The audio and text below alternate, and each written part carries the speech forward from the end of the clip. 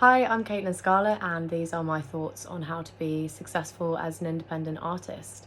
My first thought would be to consider what you define as successful, because being an independent artist often means taking the road less travelled, maybe the long route, maybe the sneaky route, maybe the viral superstar route.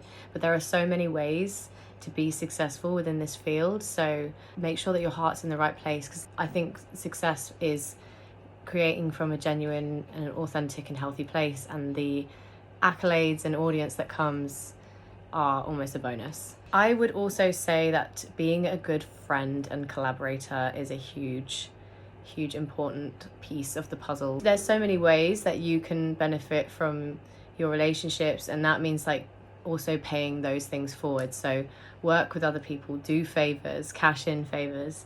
That's a really big part of being independent, is using that community and that network, which hopefully you're building.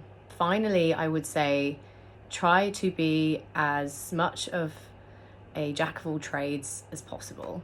If you're good at one thing, move on to another skill and start honing that. So for example, if you are a great singer-songwriter and you don't know how to produce, maybe it's time to start learning to produce. If you don't know how to play an instrument, maybe that's your next goal, because when you're starting out as an independent musician, it all comes from you. So if you are someone who's able to take their own photos and make their own album artwork and things like that, that's all going to be super useful to you in the early days, especially as you develop your own creative style and your own artistic fingerprint. And then eventually when other people get involved down the line, you already have your own sense of direction. Thank you very much for listening. I've been Caitlyn Scarlett, and feel free to check out my music. I also have a band called Rubberband Girl, and we just dropped our first album.